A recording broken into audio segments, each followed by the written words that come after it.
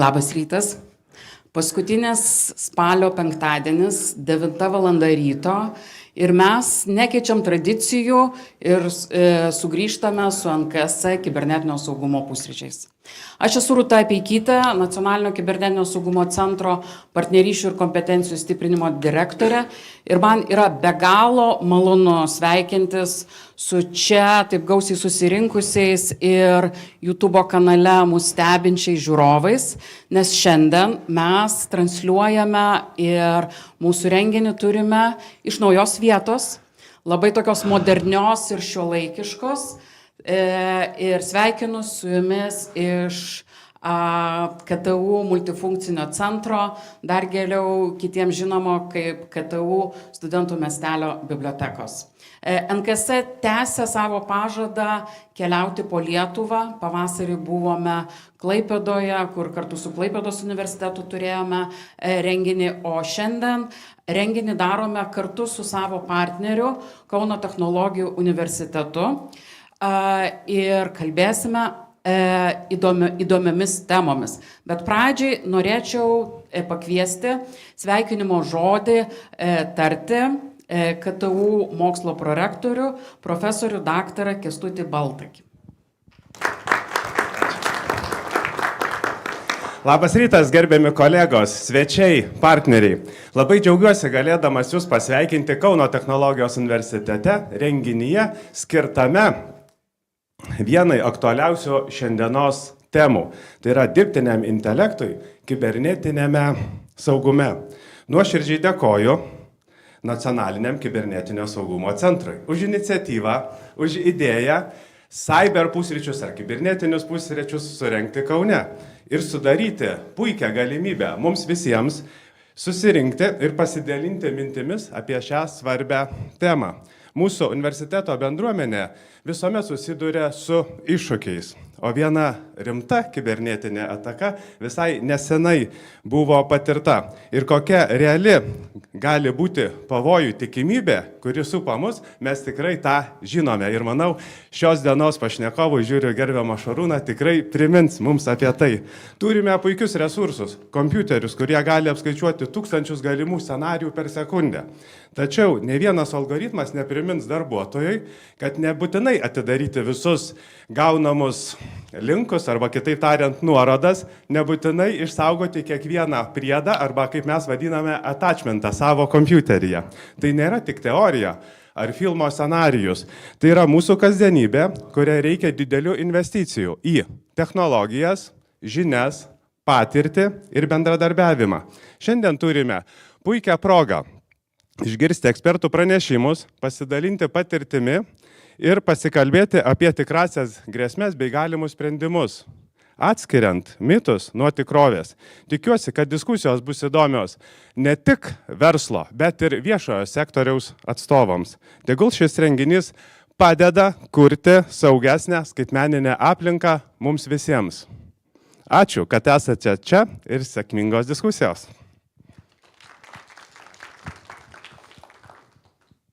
Ačiū prorektoriui, o dabar sveikinimo žodį taip pat kviečiu tarti Deividą Stumbrą, NKS informacinių technologijų departamento direktorių.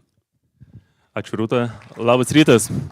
Tikrai džiaugiuosi būdamas čia, turbūt ne mano vieno ir daugelio čia esančių alma mater ir visada smagu čia atvykti. Tai ačiū KTU, ačiū asmeniškai Šarūnui, kad mus čia pakvietė ir priima. Ir iš tikrųjų, matydamas auditoriją ir tuos skaičius, žiūrinčius YouTube kanale, vis tiek galima pajuokauti, kad šiais laikais ta tendencija prie kiekvieno produkto pridėti AI, ir automatiškai tada ir lankomumas kyla, ir paspaudimai kyla, klikai kyla, tai NKS neišimtis. Ir mes surengėme konferenciją apie dirbtinį intelektą. Bet kita vertus sutikime, kad vis dėlto tai yra šiuo metu per pastaruosius turbūt dešimtmečius labiausiai keičianti mūsų gyvenimus technologija. Ir anksčiau turėjome tas bangas, buvo debesyje, buvo kažkada dar seniau, kas prisimena virtualizaciją, blockchain, tos bangos, bet tai buvo likę labiau tokiuose uždaruose IT technokratų rateliuose. O ši technologija keičia ištisas profesijas, atsiranda naujų, kai kurios praranda savo aktualumą. Tai svarbu kalbėti. Matyt, viena sudedamoji yra pačio dirbtinio intelekto panaudojimas ir daugeliui svarbu, kaip mes jį išnaudosime, kaip jis gali pasitarnauti. Tarsi jaučiamas spaudimas, kad kažkas šalia jau kažką daro, vieni nedaro, kiti daro, ką darome mes, kokias problemas gali išspręsti. Tai vienas klausimas, tačiau tuo pačiu atsiranda ir saugumo klausimas.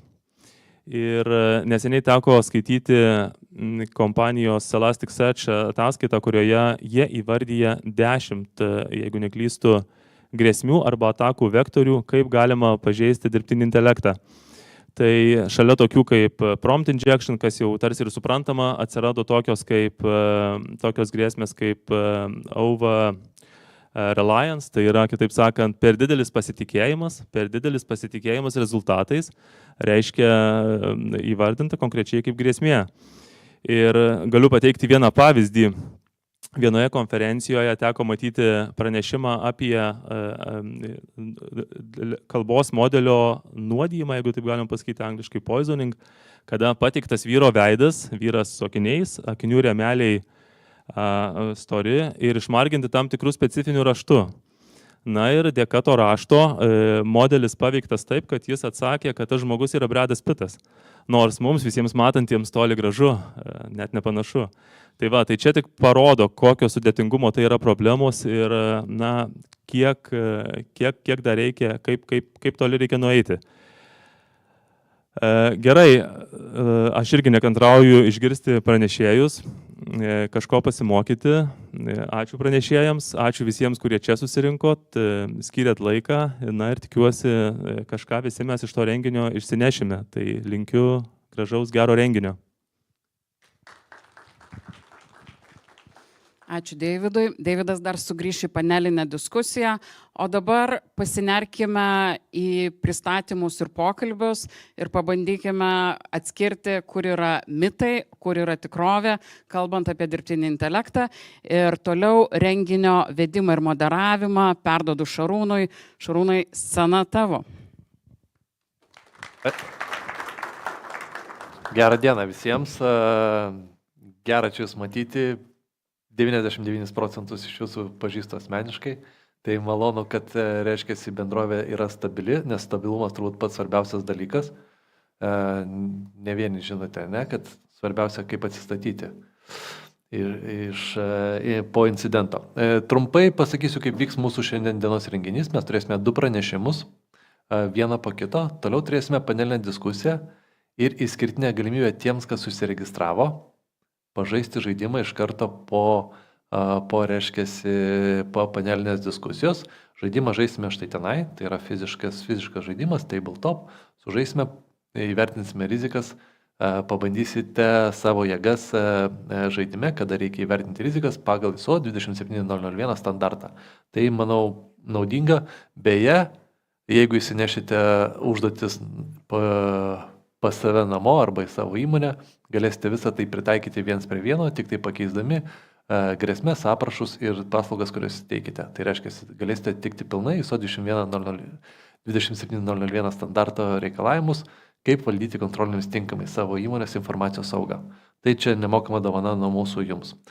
Ir pirmas mūsų pranešėjas, tai yra kviečiu pirmą pranešėją Benediktą Girdvainį, kuris pakalbės Lietuvos dirbtinio intelekto inovacijų plėtros viziją.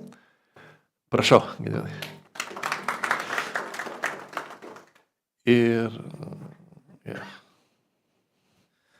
Super. Sveiki visi, malonu matytis. Tikriausiai su labai mažai iš jūsų esu pažįstamas. Šiandien kalbėsiu galbūt ne tiek apie grėsmes, kaip kolega Deividas pristatė. Gal kai kurios grėsmės visai fainai atrodo iš tikrųjų, nežinau, norėčiau, kad bent dirbtinis intelektas galvotų, kad aš Bradas Pittas. Bet papasakosim šiek tiek apie dirbtinio intelekto potencialą bendrąja prasme. Čia. Šitas. Aha, turime, gerai. Jo, pakalbėsim apie dirbtinio intelekto potencialą Lietuvoje bendrąja prasme ir šiek tiek papasakosiu apie ekonomikos ir inovacijų ministerijos priemonės, būtent tam potencialui ir pasiekti. Tai šiandien pristatysiu bendrą mūsų viziją, bendrai Lietuvai, ką mes esame nusimetę iki maždaug 2030-ųjų. Ir pristatysiu turbūt visiems rūpimiausią dabar naują projektą, tai pavadinimu Litai, būtent Lietuvos dirbtinio intelekto gamyklos projektą. Pradėkime nuo dirbtinio intelekto potencialo. Lietuvoje jisai yra tikrai nemažas. Mes neturime didelių industrijų, neturime iš esmės kažkokių priemonių, kurios mums leistų išnaudoti mūsų, nežinau, tą žemę taip gerai, kaip gali kitos šalis. Bet mes galime orientuotis į savo skaitmeninę plėtrą. Tai šiuo metu tik tai 8,8% įmonių Lietuvoje naudojasi dirbtiniu intelektu. Šitas skaičius tikrai nėra didelis, jeigu mes jį lygintumėm su Europos vidurkiu. Europoje netgi 13,5 įmonių naudojasi dirbtiniu intelektu. Žinoma, čia 2024 metų duomenys ir apskritai tie duomenys keičiasi turbūt kiekvieną minutę, bet mūsų tikslas iki 2030 buvo turėti 75% įmonių, kurios naudotųsi dirbtiniu intelektu arba debesyje, arba didžiaisiais duomenimis.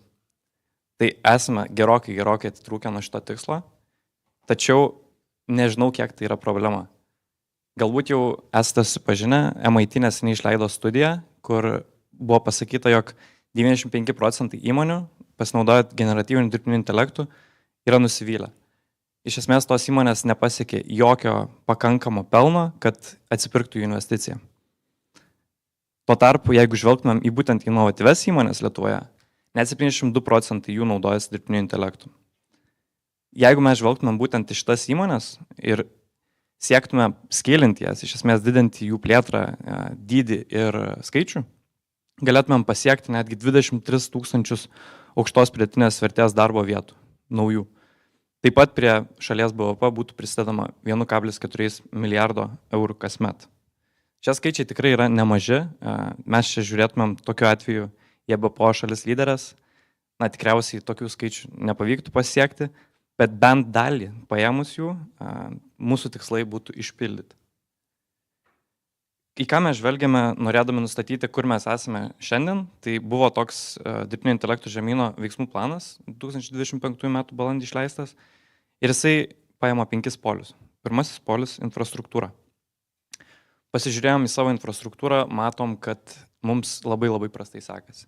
Iš esmės turime HPC infrastruktūros tik universitetuose ir jau poreikis yra jau pilnai užpildytas. Tai iš esmės, kiek universitetam reikia, tiek infrastruktūros ir turime. Universitetai kažkiek dasiperka, bet tai nėra kažkoks dalykas, kurį galime leisti naudotis ir startuoliams tuo pačiu metu. Arba labai mažai.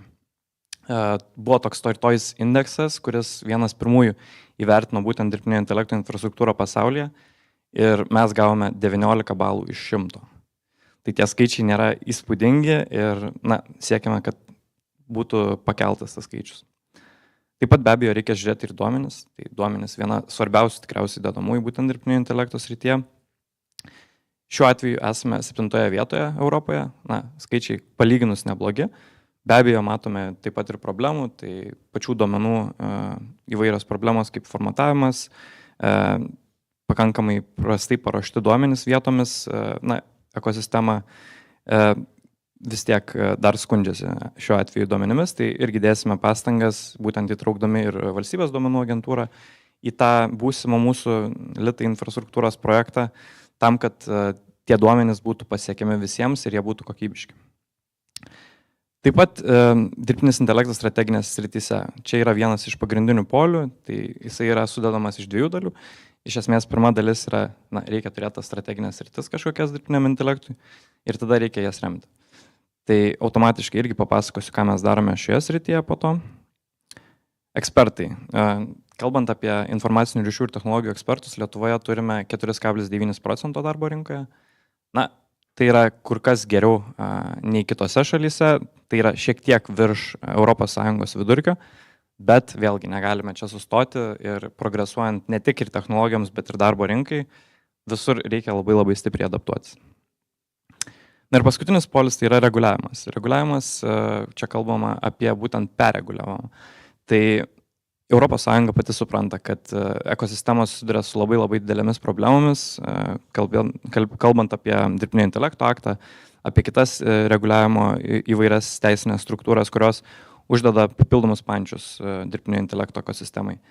Ir automatiškai yra dedama irgi taip pat įvairios priemonės tam, kad to reguliavimo nebūtų per daug. Na ir kalbant apie visų polių programas skirtas būtent susitvarkyti su kiekviena iš šitų probleminių sričių, tai ES dės pinigus į dirbtinio intelekto gamyklas, tą, kur mes laimėjom paraišką neseniai, galėsiu irgi šiek tiek plačiau apie tai papasakoti. GEA gamyklas, šiuo atveju plačiau nepapasakosiu, bet jau dabar esame pradėję projekto vystymą su Lenkais, Estais ir Latvijais. Taip pat duomenų kokybės gerinimo programas, Apply AI strategija, talentų ugdymo ir prisitraukimo programas ir smėliadėžės ir dirbtinio intelekto akto simplifikacijos priemonės. Tai apie mūsų smėliadėžę taip pat šiek tiek plačiau papasakosiu, nes tai yra viena tokių esminių, man atrodo, irgi sričių. Tai jeigu taip bendrai pasižiūrėjus, iš tų 5 infrastruktūra, duomenys, dirbtinis intelektas, strateginės srityse, ekspertai ir reguliavimas, mes turime tokias 3 pagrindinės probleminės, būtent tas iš kampų, infrastruktūra ir reguliavimas ir dirbtinis intelektas strateginėse srityse. Visur kitur sąlyginai neblogai sekasi. Tai va, atsižvelgdami į tai, pradėjome nustatinėti naujus strateginius tikslus. Pamatėme, kad mūsų strategija, kadangi nebuvo ir patvirtinta ir šiaip 2019 metais buvo paleista, nors ir labai džiaugiamės, kad buvome vieni pirmųjų Europoje, bet ta strategija, jinai jau kurį laiką yra pasenusi su generatyvinio dirbtinio intelekto gebėjimu ir plėtros iškilimu būtent 2022 metų pabaigoje pastebėjome, kad mums reikia naujų tikslų. Tai dabar dirbame ant to, kad iš esmės kitų metų pirmo ketvirčio pabaigoje turėtumėm naują strategiją ir ją pasitvirtintumėm kartu su skaitmeninės plėtros darbotvarkės dokumentu pavasario sesijoje. Tai turėsime ir naują strategiją ir dar jinai bus teisiškai patvirtinta. Investuosime į dirbtinio intelekto kūrimą, tai šią priemonę bus skiriama 15 milijonų eurų ir jos pradžia numatyta kitų metų pabaigoje. Investuoti į dirbtinio intelekto taikymą taip pat esame numatę jau pradedant nuo šių metų pabaigos ir kitų metų pirmame ketvirtyje bus 7,5 milijono eurų skiriama. Tai čia mes kalbėdami apie strateginės sritis, kaip ir esame jau viską pasidengę, iš esmės nauji tikslai ir parama būtent toms sritims, bet taip pat reikalinga atsižvelgti ir į tą reguliavimą.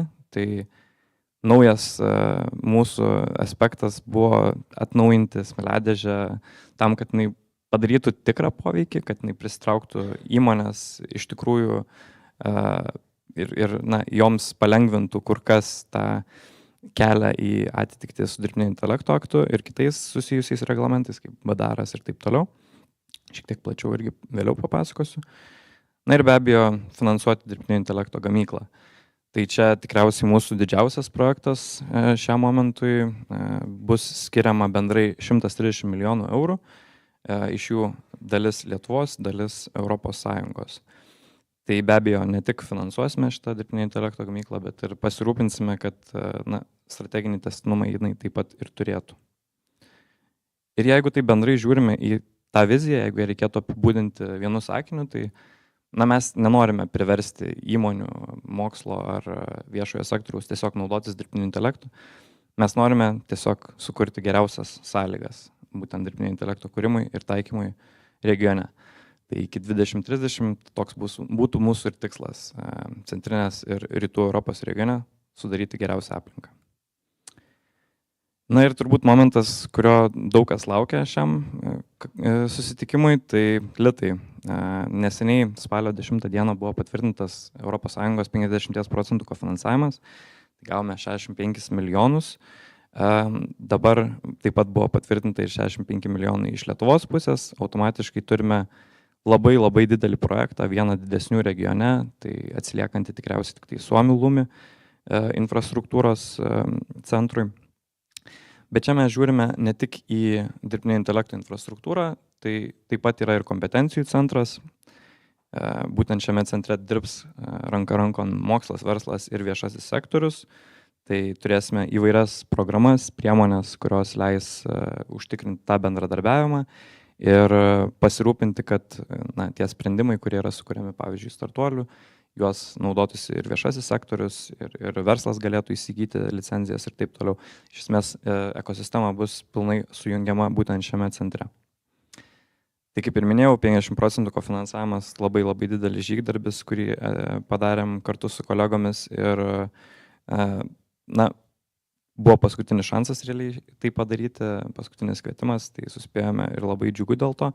O dabar, kaip ir minėjau, keliaujame taip pat prie giga gamyklos tikslų. Žvelgiant taip į makroekonomiką, tikimės, kad ta 65 milijonų investicija iš Lietuvos pusės taps 240, galbūt netgi 360 arba daugiau, būtent valstybei efektu. Tai tikrai nemaži skaičiai, labai geros perspektyvos, ruošime dar papildomą dabar analizę, kaip galės netiesiogiai paveikti Lietuvos ekonomiką būtent šitas dirbtinio intelekto centras, bet tiesioginis poveikis bus tikrai nemažas. Ir tai jau žinome dabar. Žvelgime į tokias 6 pagrindinės sritis, tai kibernetinis saugumas ir gynyba, personalizuota medicina ir health techas, pramonės modernizacija, žalioji energetika, išmanus transportas ir duomenimis pagrįstos viešosios paslaugos. 6 pagrindinės sritis atitinka mūsų pamatinės kompetencijas, tai projekto partneriai iš universitetų, verslo asociacijų ir viešųjų institucijų identifikavo būtent šitas sritis kaip didžiausią potencialą turinčias būtent dėl mūsų jau dabar turimų galimybių. Dabar pakalbėkime šiek tiek ir apie dirbtinio intelekto smėliadėžę. Labai trumpai perbėgsiu, ką tai reiškia ir kuo jinai išsiskiria nuo kitų dirbtinio intelekto smėliadėžių. Be abejo, norime pasidžiaugti, kad esame vieni pirmųjų Europoje ir tuo pačiu tikriausiai vieni didžiausių Europoje su savo smėliadėžės programa, bent jau šiam momentui. Tai mes sukursime būtent tą dirbtinio intelekto smėliadėžę, kuri bus specializuota dirbtinio intelekto akto atitikčiai. Ir be abejo, jos bus visur. Pagal dirbtinio intelekto aktą kiekviena šalis narė privalo turėti bent vieną dirbtinio intelekto smėliadėžę arba jungtis prie kitų šalių dirbtinio intelekto smėliadėžių. Tačiau mes nusprendėme, kad mes galime kažkuo išsiskirti ir buvo kilus tokia idėja, skaitant tą dirbtinio intelekto aktą, ne vieną kartą, kad tikriausiai galima pasinaudoti tuo, kad visos šalis dabar neturi tų tokių vadinamųjų audito įmonių, kurios bus reikalingos pagal pirmą priedą dirbtinio intelekto sistemų atitikčiai ir mes orientuokimės tada šiek tiek labiau į trečiąjį priedą. Tai iš esmės dirbtinio intelekto sistemos, kurios kelia riziką žmogaus nesaugumui, o teisėms. Ir būtent šiom sistemom galima taikyti vidinės ties procesą ir automatiškai mes galėtume suteikti šablonus, kurie leistų tai padaryti kur kas greičiau. Tai žiūrėtumėm maždaug į vieną smėliadėžės ciklą, tuos 5 mėnesius vietoj 12 ar 18 mėnesių, kurios šiaip užtruktų paleisti sprendimą į rinką. Ir be abejo, mūsų tikslas tokiu atveju būtų ir tapti tą šalimi, kurioje įmonės galėtų ateiti, atsidaryti ofisą ir labai greitai sutvarkyti teisinius procesus, įrodyti, kad jų dirbtinio intelekto sistema yra tvarkinga ir saugi ir įžengti į ES dirbtinio intelekto rinką. Bendraja prasme turėsime tokias 4 pagrindinės sritis, kurios leis būtent susitvarkyti su dirbtinio intelekto akto įpareigojimais visoms įmonėms. Tai pirmiausia, bus viešai prieinama informacija apie dirbtinio intelekto aktą. Jau galima dabar kreiptis į inovacijų agentūrą su klausimais dėl dirbtinio intelekto akto nuostatų, kaip išsiaiškinti, koks rizikos lygis yra taikomas, kokios nuostatos automatiškai galioja ir taip toliau. Tai čia bus prieinama visiems. Taip pat atrinktiems dalyviams bus galima testuotis realiomis sąlygomis su reguliatoriaus priežiūra ir šių reguliavimo tarnyba bus būtent tas paskirtas skėtinis reguliatorius, be abejo, kiekvienoje srityje pagal visus praeitus teisės aktus tos atsakomybės bus išdalintos atitinkamai. Tai jeigu tai yra fintecho sprendimas, na, Lietuvos bankas, pavyzdžiui, bus atsakingas už to sprendimo priežiūrą. Taip pat atrinktiems dalyviams bus ir taikomas tos konsultacijos, tai iš esmės nors šablonus galės gauti visi, bet padėti juos pildyti bus galima būtent tiem 60 įmonių, kurios ateis jau nuo kitų metų vasario 5 ciklais po 5 mėnesius. Bus teikiamas ir grupinės, ir individualios konsultacijos. Ir būtent tų individualių konsultacijų pagalba galėsime pasirūpinti, kad dalyviai ne tik gautų tą tokį vadinamą smėliadėžės exit report, kuris bus kitose šalyse pagrindinis dalykas, ką gauna atlikę smėliadėžės veiksmus, bet ir tuo pačiu gauti pilną atitikti dirbtinio intelekto aktui. Na ir be abejo, žiūrime į skaičiavimo resursus, nors jų labai dar šiam momentui nedaug turime, tikimės, kad su laiku būtent ir litai galėtų prisidėti ir kitos HPC resursų iniciatyvos, tai partnerystėmis ne tik su nacionaliniais, bet ir tarptautiniais partneriais bus galima startuoliam šiek tiek pasitestuoti savo sprendimus ant kur kas didesnės infrastruktūros. Tai va, tai pereinam nuo supratimo, kad smėliadėžė turi užsibaigti tiesiog to baigimo pažymėjimu, exit report, ir norime suteikti pilną atitikti, tam, kad sprendimai patektų tiesiai į rinką.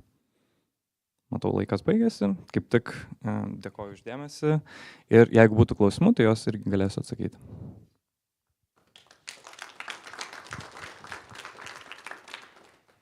Tai ar mes salėje turėsime kokį nors klausimą, kaip dirbtinis intelektas? Ja, Katarina, jeigu galėtum mikrofoną. Kaip dirbtinis intelektas išgelbės pasaulį?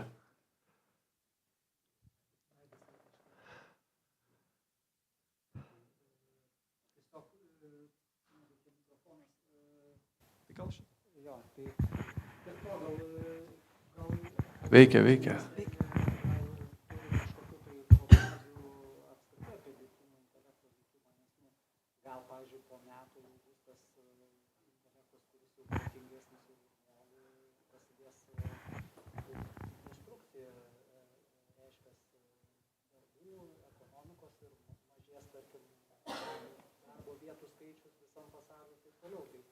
Kokios yra bendrai prognozės, kad čia kažką galima patys, bet ką jūs prognozuojate?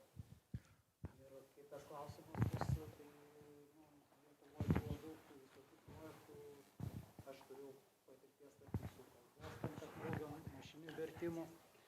Tai ten buvo tokia situacija, kad paleido mašininį vertimą 2006, ten buvo 1 milijonas vartotojų, o Google'as po to paleido savo Google Translate ir tada staiga per metus vartotojų skaičius nuo 1 milijono nukrito iki ten 300 000 Lietuvoje. Ir kokia yra, kaip jūs įsivaizduojat, prognozuojat, kaip ekonomikos ir inovacijų ministerija tą dinamiką vartotojų, nes kažką galima kurti, bet jeigu yra kažkas, kas ten 1000 kartų ten geriau ir greičiau, kaip OpenAI arba dar kažką daro, tai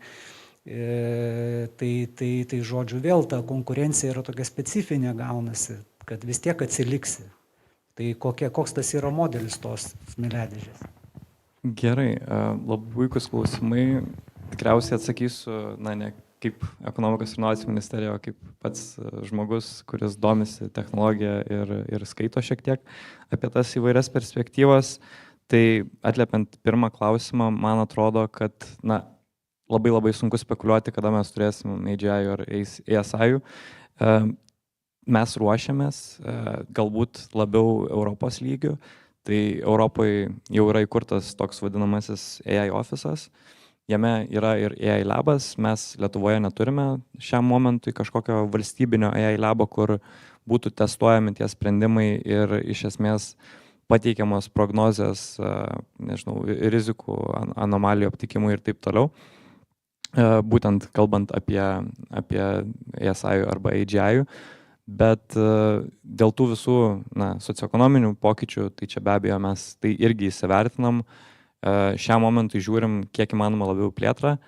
Tai mes kaip inovacijų politikos grupė stengiamės, kad tos inovacijos nebūtų sužabotos, bet ir tuo pačiu metu rūpinamės, kad turėtumėm ateitį su dirbtinio intelekto aktu, kuris Europos lygiu tikrai neblogai šiam momentui apžvelgia tas įvairias rizikas. Be abejo, jį reikės adaptuoti su laiku ir tai gali būti kažkiek problema, bet jau dabar, man atrodo, yra žiūrima ganėtinai proaktyviai. Tai žmonės renkasi į darbo grupės, tenai diskutuoja apie įvairius panašius klausimus ir masto, kaip padaryti, kad to dirbtinio intelekto neigiamą poveikį būtų kuo įmanoma labiau minimalizuoti. O kalbant apie tą antrą klausimą, man atrodo, jisai labai neblogai atitinka būtent tą mūsų dirbtinio intelekto gamyklos projektą, ar ne? Mes turėsime 130 milijonų infrastruktūros ir kompetencijų centrą, tuo tarpu OpenAI statosi centrus už milijardus, ar ne? Ir mes tikriausiai niekada nesukursime su dabartinė infrastruktūra kažko panašaus į ChatGPT 5 ar ten kitus naujausius modelius, bet DeepSeekas parodė, kad su kur kas mažesnė infrastruktūra iš esmės įmanoma yra padaryti irgi labai labai didžiulį proveržį. Tai man atrodo, kad mes negalime visiškai palikti tos idėjos, kad Lietuvoje gali irgi iššokti kažkas panašaus, ar ne? Tai nebūtinai mes kalbame apie didžiosios kalbos modelius, galbūt tai galėtų būti tiesiog SLM'as ar bet kas pritaikymo labiau iš esmės, nebūtinai generatyvinio dirbtinio intelekto modelis, o kažkoks technologinis sprendimas būtent vienam sektoriui. Ir tai, man atrodo, irgi galėtų būti tokia kaip ir Lietuvos proveržio sritis. Tai mes dedame pastangas būtent, kad kuo paprasčiau iš esmės būtų įmonėms, mokslui ir viešajam sektoriui taikyti tą dirbtinį intelektą, vystyti jį, kad tos sąlygos, ta aplinka egzistuotų kuo geresnė, o kaip rinka pasielgs ir kokius produktus sukurs, tai tikriausiai sudėtinga pasakyti. Dar turim vieną klausimą. Sveiki, atsiprašau, jeigu dar labai naujas dalykas, bet man įdomu buvo, jūs kalbėjote apie tą sandboxą ir kad jūsų sprendimas žymiai pagreitins patį procesą. Ir, aš šitoj srityje, kaip suprantu, nuo ko tai lemia, tai infrastruktūros kažkokie sprendimai, pačio AI sprendimai, nes, jeigu taip greitai galėsim spręsti dalykus, tai mes turėsim paklausą didelę, kuri eksponentialiai, galite tikėti, puls iš visų kampų ir kaip mes atlaikysim tada tą visą ėjimą tolyn. Puikus klausimas. Irgi mes galbūt negalvojam apie tai kaip apie kažkokią riziką, kad mes prisitrauksim investicijų iš išorės, mums čia kaip tik atrodo labai, labai perspektyvis rytis ir tikrai kaip tik dedame tas pastangas, kad kuo daugiau ateitų įmonių iš užsienio, kurtųsi ofisus būtent Lietuvoje ir per mus ateidinėtų į ES dirbtinio intelekto rinką. Aišku, žiūrime į savo target rinkas, tai nesiekime, kad iš nedraugiškų šalių, bet jau turime nusistatę, Investuok Lietuvoje jau yra atsiskyrę būtent tas rytis, kuriuose norėtumėm turėti proveržį, ar ne? Mes turėjome jau dabar tokį visai neblogą vardą fintecho srityje, jisai po truputį labiau nurimsta ir dabar mes siekime, kad jisai šiek tiek irgi atsigautų, tai irgi tai viena iš tokių sričių galėtų būti, kur galėtų ateiti tos įmonės, bet ir tuo pačiu metu taip, tai nėra technologinis sprendimas, pats dirbtinio intelekto aktas iš esmės yra labiau administracinė našta įmonėms. Tai nėra kažkoks dalykas, kuris priverčia įmonės pakeisti savo sprendimus. Dažniausiai įmonės neturi kažkokių žalojančių žmogaus saugumą ar žmogaus teisės sprendimų. Jie kuria sprendimus, kurie yra saugus, tiesiog jiems dabar jau reikia tą ir įrodyti. Tai būtent reguliatorius, būtent inovacijų agentūros ekspertai, kiti ekspertai prisidės prie to, kad tie sprendimai ir būtų įrodomi kaip saugus. Iš esmės užpildyta dokumentacija ir įrodyta, kad viskas yra tvarkoje. Tai mes nenorim duoti startuoliam patiem pildytų dokumentų, nes iš esmės tai ne tai yra, apie ką dauguma startuolių kuria savo verslą.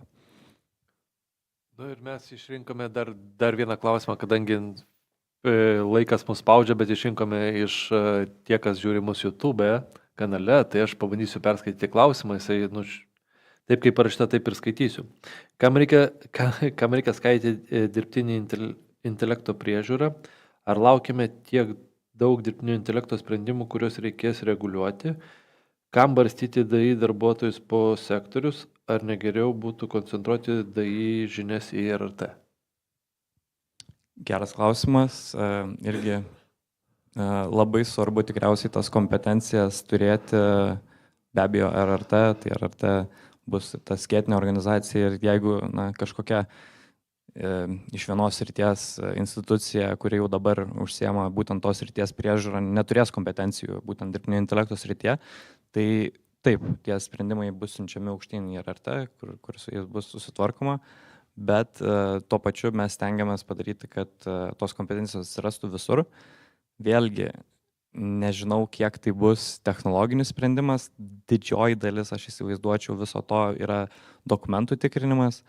Tai pirmiausia, kai iš esmės dirbtinio intelekto produktą pradės tikrinti dėl kažkokių kilusių incidentų, bus žiūrima vis tiek į dokumentaciją. Tai pačioj dokumentacijų, kadangi sprendimas yra rinkoje, turėtų būti parodyta, kokie duomenys buvo naudojami, bent jau keliais sakiniais, kaip atrodo pats algoritmas iš esmės maždaug.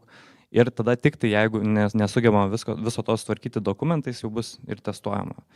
Ten pasinaudojant ar kažkokius duomenų rinkinius standartizuotus, arba jeigu žiūrime į pačius duomenis kaip blogus, tai tada kažkokį kitą algoritmą. Tai va, tai man atrodo, kad vertinga yra horizontaliai, kiek įmanoma labiau padengti šitas įvairias kompetencijas ir mes visi turime mokytis tikriausiai. Ačiū Benediktui ir kadangi laikas spaudžia, tai turbūt judėsime prie sekančios temos, tai Benediktai, ačiū tau. Ačiū Jums. Turbūt mes neišvengsime modelio pentestavimo. Tai technologinė turbūt dalis vienareikšmiškai liks, ne vien tik tai turbūt organizacinė, ir turbūt neišvengsime bendradarbiavimo su verslu. Ir man yra garbė pakviesti Deimantę į pranešimus. Deimantė pas mus pakalbės labai jautrę temą. Tai tema yra pažanga versus privatumas. Nes kažkuria tai vieną dieną ar DAI, ar žmogui už tai vis tiek reikės atsakyti. Deimantė, prašom. Ačiū Šarūnai. Bandysiu dabar prisijungti prie savo prezentacijos. Super. Tai kai gavau pasiūlymą iš tikrųjų dalyvauti šitoje konferencijoje ir skaityti pranešimą, tai sako, paruošk lengvą turinį, nes renginiui reikia lengvumo. Ateinu čia, Šarūnas sako, nieko tokio, turinys gali būti lengvas, padrilinsim panelėje. Ok. Tai pabandysim šiandien lengvai, jeigu ką į klausimus atsakysiu, tai susipažinkim. Labas rytas dar kartelį, mano vardas Deimantė, atstovauju įmonę Also Lietuva, kuri yra vienas didžiausių IT distributorių Europoje šiai dienai. Tai galvoju, gal net nereikėjo rašyti savo pareigų, nes galvosit tikriausiai pirma mintis, kad dar vienas pardavėjas, važiuojam, bus Maksimos leidinys. Ne visai.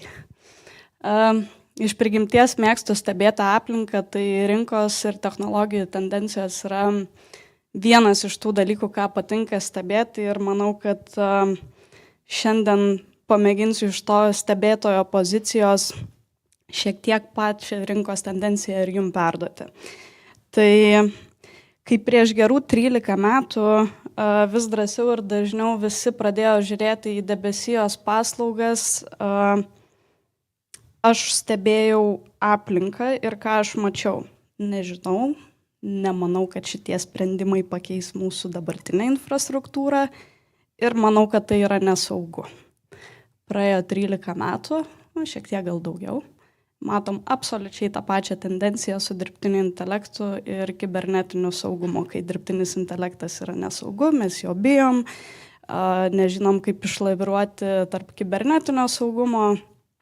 Tai šiandien kalbėti apie minimus dalykus yra sudėtinga man, neminint labai konkrečių gamintojų sprendimų, bet aš pasistengsiu padaryti viską, ką galiu geriausia, kad išlaikyti jūsų dėmesį, tai gal man pačiai daugiau dėmesio reikėtų išlaikyti negu jums, bet pasistengsim pabendrauti. Gerai, pradedam. Tai apie ką mes šiandien bandysim kalbėti, tai yra labai elementarūs sprendimai, šiek tiek teisės, šiek tiek apie AI, šiek tiek apie phishingo atakas, apie kurias mes tikrai nekartą esame jau girdėję. Deepfake'as, ar ne, naujas keiksmažodis, kurį mes bandome adaptuotis į savo kasdienybę. Ir be abejo edukacija, tai ko mes visi šiandien ir susirinkom čia, ar ne. Tai aš labai norėčiau pabandyti su jumis susidraugauti, tai kadangi jūs klausimus visiems užduoda, tai aš pabandysiu pradėti irgi nuo klausimo, tiesiog jums. Tai kas bent jau čia sėdite, nežinau, pakelkite rankas, kas naudojate dar Windows 10 operacinę sistemą arba žinot, kas vis dar naudoja ją. Super. Tai žinokit, dabar galima sakyti, kad mano darbas padarytas, ačiū, buvo smagus pranešimas. Tai, bet jeigu rimtai, tai saugumas iš tikrųjų prasideda nuo labai elementarių dalykų, tokių kaip operacinė sistema, ar ne? Tai, kaip žinome, pasenusi operacinė sistema yra kaip ir vienas esminių dalykų, kur kibernetinis saugumas, ar ne, ir pažeidžiamumas atsiranda. Tai tikiu, kad kibernetiniai pusryčiai padės, ar ne, tą saugą susikurti ir Šarūnai nedrilink labai. Okay. Šiandienos technologijų pasaulyje iš tikrųjų pažanga ir privatumas dažnai atsiduria priešingose, sakyčiau, barikadų pusėse. Tai augantis dirbtinio intelekto naudojimas, vis griežtėjantis saugumo reikalavimai ir atsirandantis nauji ES įstatymai, direktyvos ir siūlymai verčia organizacijas ieškoti balanso tarp tų inovacijų ir duomenų apsaugos. Tai bandysiu trumpai pereiti šiandien per tuos įstatymus, kuriuos iš tikrųjų jau matote ir kurie nuo kitų metų ypatingai bus svarbus, nes, kaip ir Šarūnas minėjo, mes turėsime labai daug reikalų Lietuvoje su dirbtiniu intelektu. Tai bandysime per juos ir perbėgti. Tai kadangi šita auditorija nuo mano įprastinės šiek tiek skiriasi, tai lai nesupyks IT įmonės, kurios yra čia susirinkusios ir pažįstami veidai, su kuriais tenka dirbti. Bet turiu pasakyti, kad viena pagrindinių problemų šiai dienai, su kuria susiduriu, yra ta, kad IT įmonės bei ten dirbantys žmonės šiek tiek išsigąsta tų naujovių. Tai ir patys sunkokai adaptuojasi prie reikšmingų informacinių technologijų pokyčių. Tai ir tikrai tai nėra dėl to, kad jie kažko nesugeba, tiesiog tiek dirbtinis intelektas, tiek kibernetinis saugumas turi begalę skirtingų variacijų ir scenarijų, tarp kurių galima pasimesti. Tai sakau iš patirties, nes tenka su IT įmonėm dirbti. O galutinis vartotojas tuo tarpu lieka kaip ir toks besirankiantis informaciją iš skirtingų šaltinių ir neturi vienos konsoliduotos vietos, kur tą informaciją galėtų gauti. Tai šiame itin sparčiai besikeičiančiame technologinių naujovių pasaulyje, manau, kad nepasimeta tik tai vaikai, nes jie jau auga šitoje aplinkoje, ar ne, ir jie adaptuojasi kur kas greičiau negu mes suaugusieji. Tai, bet viskas, manau, kad nėra taip sudėtinga, kaip gali atrodyti, nes manau, kad šiek tiek kantrybės ir fokusuotos edukacijos gali padėti. Tai pradėkim nuo edukacijos, ar ne? Kalbant apie dirbtinį intelektą ir kibernetinį saugumą, yra svarbu bent minimaliai suprasti, ar ne, apie tam tikrus teisinius reglamentus. Tai vienas naujesnių, kurį mes turime, yra kibernetinio atsparumo aktas, tai yra teisės aktas, skirtas užtikrinti, kad skaitmeniniai produktai būtų saugus ir turėtų savo gyvavimo ciklą ir visame tame cikle jie būtų apsaugoti. Kitas, tikrai nemažiau girdėtas, yra NIS2 arba TIS2 direktyva, ar ne, tai yra atnaujinta kibernetinio saugumo direktyva, kuri išplečia šiek tiek taikymo sritį ir įpareigoja kur kas daugiau sektorių laikytis saugumo reikalavimo. Tai ir ji reikalauja ne tik techninių priemonių, bet ir organizacinių, tai pavyzdžiui, kaip ir minėjau, darbuotojų edukacija, kas yra labai svarbu, ir plus incidentų atsekamumo, kas irgi yra nemažiau svarbu. Kitas, su kuriuo gyvename jau labai nemažai laiko, tai atrodo taip neseniai, buvo 2018 metai, bet yra GDPR arba BDR, tai jis labai elementarus, skirtas apsaugoti asmens duomenis ir užtikrinti jų teisėtą tvarką. Tai aš net neabejoju, kad vienareikšmiškai visi čia sėdintys su BDR arba GDPR vienaip ar kitaip esate susidūrę. Ir kaip ir minėjau, nuo kitų metų rugpjūčio 1 dienos, gal Šarūnas ir neleis sumeluoti, ar neteisingai, kad turėsime ES dirbtinio intelekto aktą, kuris yra pirmasis pasaulyje aprašantis iš esmės teisinę sistemą ir skirtas reguliuoti dirbtinio intelekto naudojimą. Tai kaip iš tikrųjų atpažinti grėsmes? Tai vienas iš iššūkių yra, kaip dirbtinio intelekto sistemoms atpažinti kito dirbtinio intelekto sistemas, kurios gali būti kenkėjiškos. Tai pavyzdžiui, generatyviniai modeliai, ar ne, kurie gali kurti itin įtikinamus phishingo laiškus ar deepfake vaizdo įrašus. Ir organizacijos būtent turėtų diegti tokius dirbtinio intelekto sprendimus, kurie geba identifikuoti būtent tokius bandymus. Tai situacijos, kurios skamba per gerai, kad būtų tiesa, tikėtina dažniausiai ir yra sukurtos dirbtinio intelekto. Tai pavyzdžiui, laiškas iš tariamo vadovo, kuris prašo padaryti labai greitą transakciją pinigų, arba prisegtas failas, ar ne, kurį prašo atidaryti ir sako, kad tai yra labai labai skubu ir reikia padaryti šitą užduotį, perskaityti informaciją ir panašiai. Tai tikėtina, kad tai irgi tokio tipo laiškai yra sugeneruoti dirbtinio intelekto. Bet žinant tai, kad dirbtinis intelektas mokosi iš jūsų kaip vartotojų elgsenos,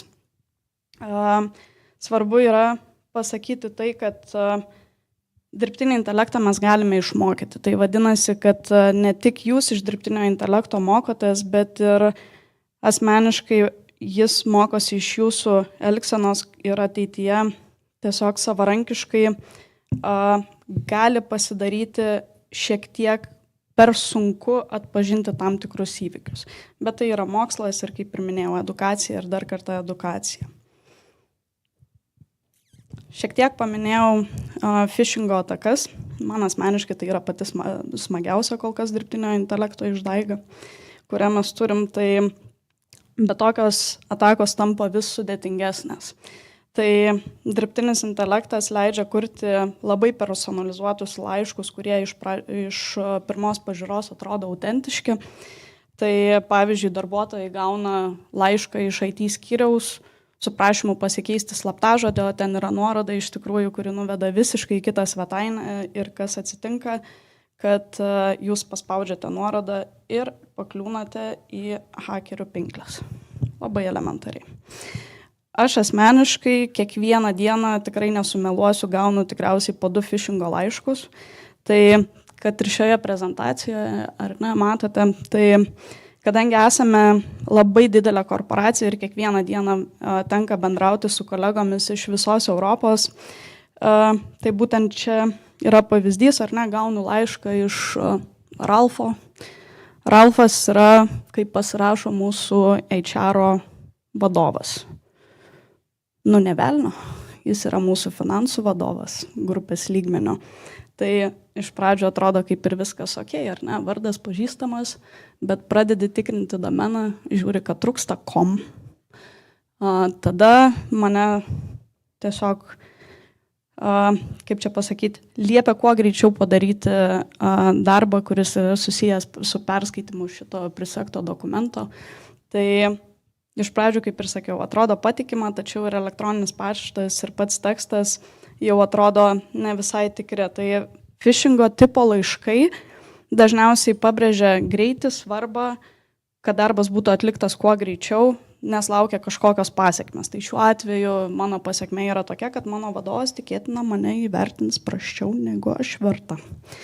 Tai be šitų laiškų mes dar turime SMS žinutes ir čia neįdėjau prezentaciją, bet paskutinis atvejis buvo su Žalgirio reklama, kad krepšininkas siunčia žinutę, ar ne, su raginimu įsigyti į šiandienos ir ketvirtadienio varžybas bilietus. Kai visas pasaulis stabdo tokių žinučių siuntinėjimą, mes turime didžiausią Lietuvos komandą ir vieną geriausių Europos komandų, kurie vis dar naudoja tokį pritraukimo būdą. Tai kai mes susiduriam kiekvieną dieną LP Expressas, DPD ar ne, siunčia netikras nuorodas su siuntos atsiėmimo raginimu, tai pati irgi asmeniškai esu kartą gavus, arba netikri banko laiškai, kas irgi pasitaiko ir asmeniškai SEB bankas yra išsiuntęs ir man tokį laišką.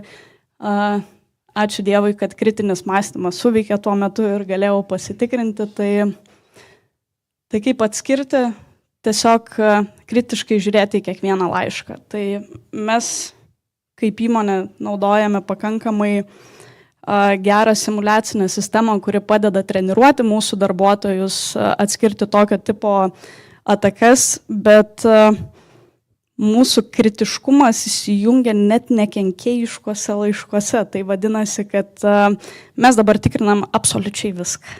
Tai nėra blogai, tai aišku geriau apsisaugoti. Deepfake'as praktikoje. Tai matote labai nuostabų paveiksliuką iš The Times, tai vienas didžiausių Amerikos laikraščių ir vienas žinomiausias ir tarp kitko net ne geltonoji spauda įkėlė nuotrauką, kur yra visiškas deepfake'as. Ir kas atsitiko pasaulyje, pasaulis ėmė eiti iš proto, nes Trumpas buvo suimtas. Arba kad ir prasidėjus karui Ukrainoje, ar ne, buvo tikrai nekartą įkeltas ne vienas deepfakinis vaizdo įrašus su prezidento Zelenskio kalba. Tai Lietuvoje deepfakinių atvejų yra, jie nėra tokie dažni dar kol kas, nes mes esame sąlyginai maža valstybė, bet mes esame labai nedėkingoje geopolitinėje situacijoje, kur aš net neabejoju, kad deepfakinių vaizdo įrašų padaugės artimiausių metų.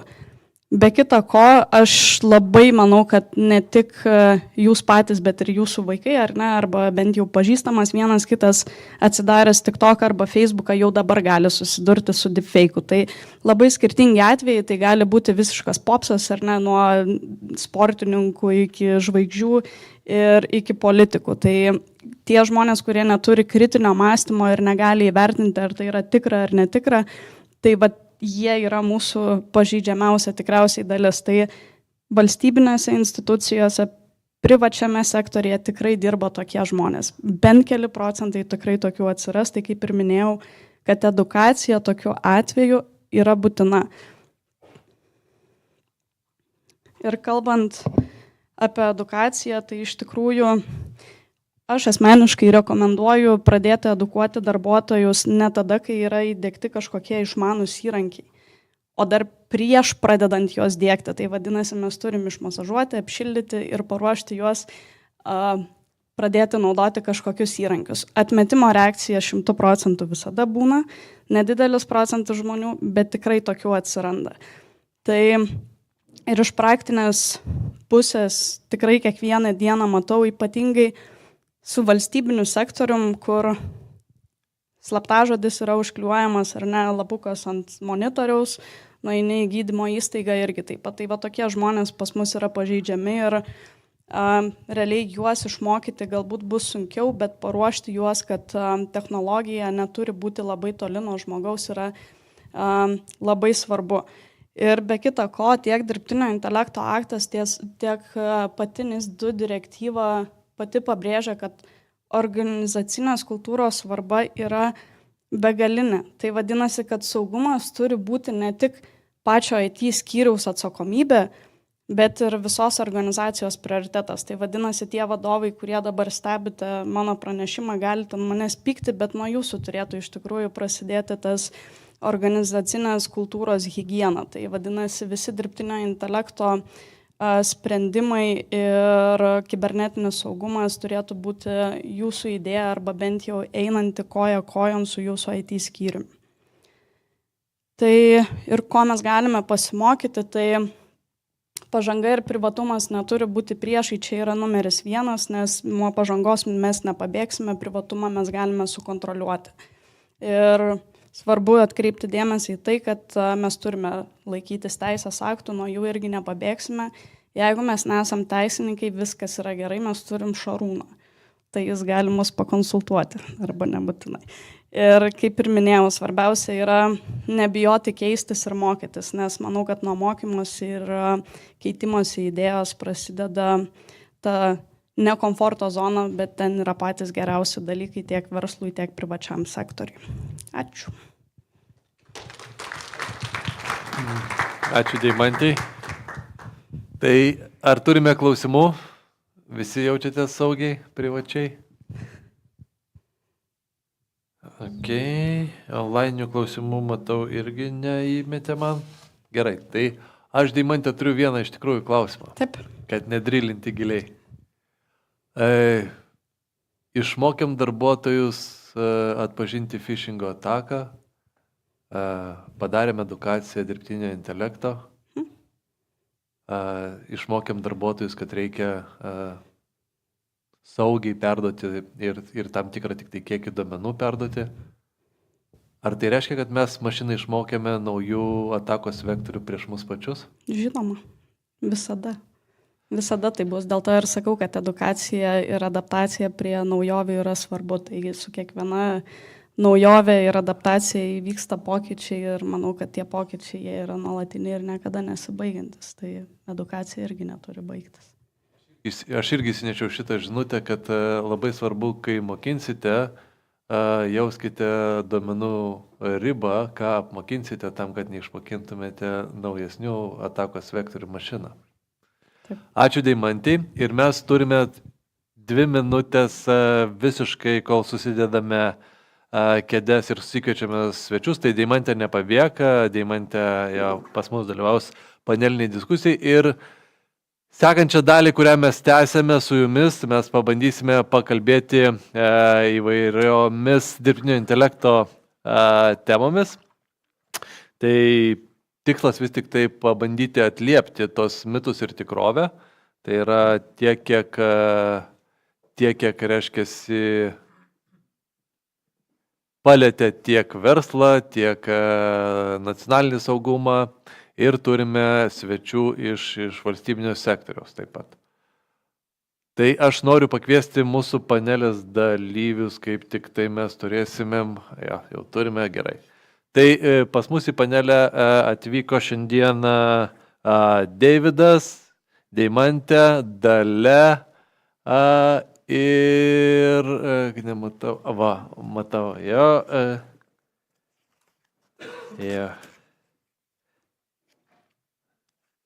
Tai į panelę mes turime svečius iš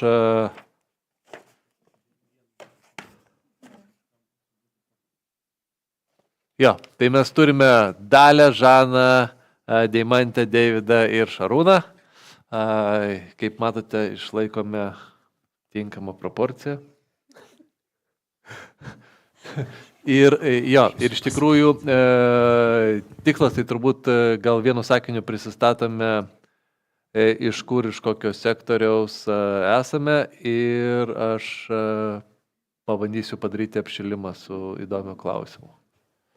Tai, Deividai, nuo tavęs gal trumpai. Sveiki dar kartą, Deividas Stumbras, NKSC, Nacionalinis kibernetinio saugumo centras, IT departamento vadovas. Tai sveiki, Deimantė, Also Lietuva, IT distribucija, tai visiškai privatus sektorius, esu sprendimų pardavimų vadovė. Sveiki, esu Žana Grumlytė, atstovauju Kauno miesto savivaldybės administraciją.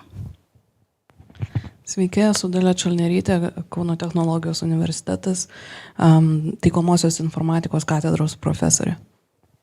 Puiku. Ir tam, kad padaryti apšilimą, turbūt būtų gerai pradėti nuo standartinio klausimo. Tai mašininis mokymas arba dirbtinis intelektas, ko mes ne visi labai mėgstam taip vadinti, bet mašininis mokymas, dirbtinis intelektas. Tai vis tik tai čia mums yra būtinybė ar jau grėsmė? Kas nori tarti? Kaip NKS? NKS ir tas, aišku, ir tas. Būtinybė, mes, aišku, matome, kad tai neišvengiama, norime ar nenorime, bet dirbtinis intelektas integruojasi į įrankius kasdieninius, kuriuos jau naudojome ir iš anksčiau. Tai jis su mumis yra, na ir kartu atsiranda su tuo pačiu ir grėsmės, neišvengiamai.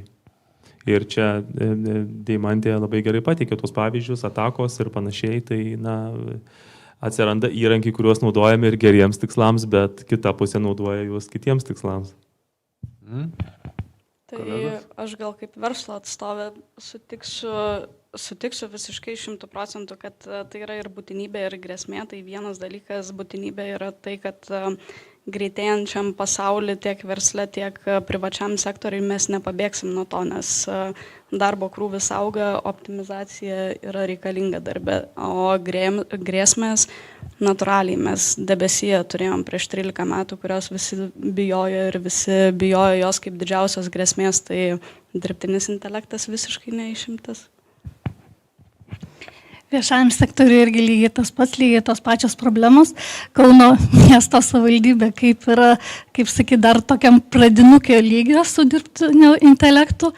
Tai mes, kaip ir Deimantė minėjo, pagrindė pas mus svarbiausias yra, kaip sakyt, švietimas. Ir dar jokių dar tokių pagrindinių dirbtinio intelekto kaip ir sprendimų nenaudojam, bet pagrindė šviečiam savo darbuotojus. Tam, kad išvengti visokių rizikų ir grėsmių. O moksle? Tai be abejo, kad tas pats, tik tai visada yra klausimas, kas naudojasi juo ir kokiais tikslais. Tai dėl to ir atsiranda, ar tai yra grėsmė, nu, kad jeigu nori kažkas pakengti, tai be abejo yra grėsmė, jeigu nori kažkas apsaugoti, tai yra galimybė. Supratau. Turiu kitą įdomų klausimą. Tai apie mitus, nes kadangi mūsų ir šios temos yra viena iš dalių, tai yra mitai ir kokia čia tai yra realybė. Esu girdėjęs tokį mitą, kad mašininis modelis arba dirbtinis intelektas pakeis daug mūsų darbuotojų. Ar žinote kitų mitų arba kitų baimių, grėsmių Lietuvoje? Ir ar pakeis žmogų? Tai gal aš galiu pradėti be mitų gal šį kartą, nes pritariu, šitas pagrindinis tikriausiai yra, kad pakeis, bet ar pakeis? Aš nemanau. Taip bus sektorių, kurie bus paveikti, nes tai yra neįmanoma, yra cikliškai netgi kas kažkiek metų naujos technologijos keičia vieną ar kitą, nežinau, sektorių ir žmonės yra atleidžiami arba edukuojami tiesiog kvalifikaciškai į kitas sritis, bet 100% žmogaus pakeisti neįmanoma, nes ta pati mašina tikėtina, kad turi inžinierių, kuris prižiūri ją. Aš visiškai noriu pritarti Deimantei.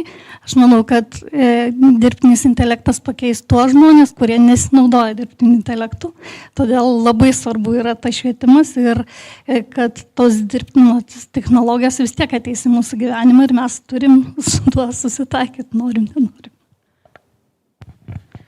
Yra sričių turbūt, kur būtų labai sunku įsivaizduoti, kad dirbtinis intelektas pakeis visiškai žmogų. Nežinau, nu tai tarkim, kad ir ta pati medicina, jeigu tai bendrai kalbant. Bet ko gero, tie darbai, kurie gali būti daromi automatiškai arba atitinka kažkokius bendruosios taisyklės, be abejo bus įdarbintas dirbtinis intelektas. Tai tiesiog kaip ir realybė tokia jau dabar yra. Aš labai tikėjausi tokio atsakymo ir todėl pasinaudosiu savo anūko citatą. Juk čia GPT taigi taip sakė, senelį tu neteisus. Ir vat aš noriu pratesti šitą patį klausimą, tai kas vis tik tai yra teisus? Ar mašina, kai jinai sugeneruos ir pripratins mus prie vieno teisingo atsakymo, išeliminuojant mus į naudoja kritinis mąstymas, aš sakyčiau kūrybinis mąstymas, turbūt šiandien dienai mums reikia kūrybiškai pažiūrėti visus deepfake'us ir į visą tą deep arba netikrą mašininio modelio sukurtą informaciją. Tai kas teisus, mašina ar vis tik tai mąstymas? Nes aš matau, kad čia yra grėsmė.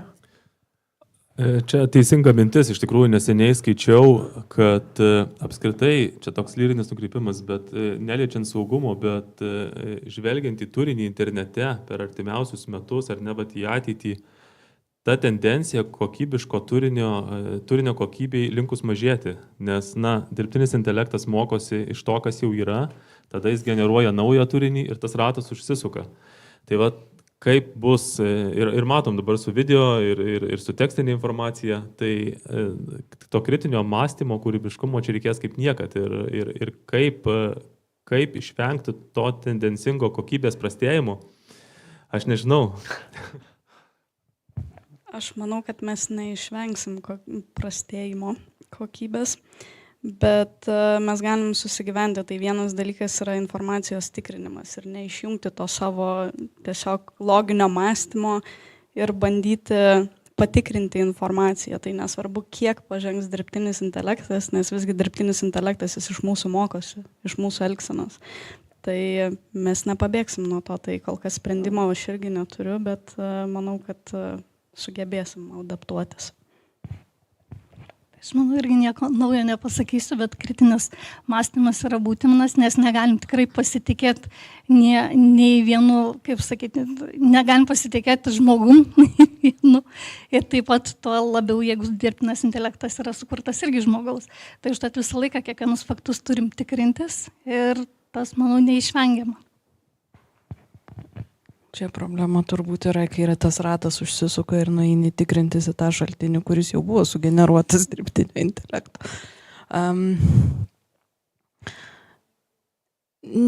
Turbūt čia labiau koncentruojamės į tą informaciją, kuri yra sugeneruota ar generatyviniais dirbtinio intelekto įrankiais, bet yra taip pat ir kitų modelių, ir dirbtinis intelektas yra tiesiog naudojamas, kad ir vaizdo segmentavimui, atpažinimui ir kitiems uždaviniams, kur yra tikrai naudingas, bet aišku, jį reikia gerai ištestuoti, tai čia turbūt prieinam prie to, kad kokybės užtikrinimo, kaip tas modelis ir buvo ištestuotas konkretiems atvejams ir konkrečioje aplinkoje.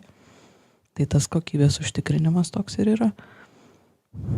Ja, tai aš su Anuku ir užbaigiau taip diskusiją, sakau, o kiek tų šaltinių patikrinai? Čia GPT parašė, sakau, o kiek šaltinių patikrinai? Pasitikėjimas turi būti grindžiamas šaltinių patikimumo arba patikrinimo principu. Ir aišku, čia mes susidurime su kita problema, kaip tik pasakė profesorė, kad jeigu bus šaltinis sugeneruotas mašininio mokymo, tai mes reiškia turime praktiškai amžiną ciklą. Ir aš galiu pasidalinti su dar viena didžiulė problema, tai kol skaitome viskas gerai, bet kai mes matome ir girdime, tai yra kiti visiškai pojūčiai mūsų veikiami. Ir jeigu jūs girdite savo vaiko balsą telefone, kokia tikimybė, kad jūs netikite, kad tai jums vaikas skambino? Čia geras pavyzdys. Aš kartais dalyvauju tokiuose pokalbiuose mokyklose su vaikais ir kai pasakoju, rodai skaidrės apie tas atakas ir panašiai, tai viskas skamba vienaip, bet vieną kartą tiesiog įrašiau savo video ir pakeičiau balsą, padariau balsą kaip mokyklos vieno svarbaus žmogaus, ten buvo ne direktorius, bet kitas. Ir kai gyvai tą pamatė, kad tai įmanoma, ir tada tikrai matosi, kad net ir mokytojai pradėjo galvoti, oho, tai reiškia viskas čia labai paprasta. Ir taip ir mokom, sakom, tai jeigu tau paskambins, pavyzdžiui, tėtis, mama ir pasakys, kad ateik ten ir ten aš tave paimsiu, tai ar turit sugalvoję slaptažodį ar kažką panašaus, kad to išvengti, nes čia grėsmės realios. Tai va tokie pavyzdžiai jo atveria akis. Tai aš vaikų kol kas neturiu, bet slaptažodžio sugalvojimas mano buvo pirma mintis, bet tiesiog asmeninės informacijos kažkokie keywordai turėtų būti, kurie turėtų būti sutarti, nes kuo toliau, tuo labiau bus neįmanoma tiesiog patikrinti tokių dalykų, nes dirbtinis intelektas tobulėja ir mokosi.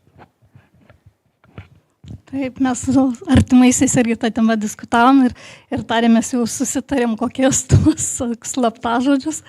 Ir visą laiką buvo pats pirmas, kad neskubėt, o pirmiausiai, kaip sakyt, nurimt tą pirmą emociją, nepasiduoti emocijai ir tada, kaip sakyt, spręst ramiai ir padėjus telefoną perskambinti ir tada pasižiūrėti.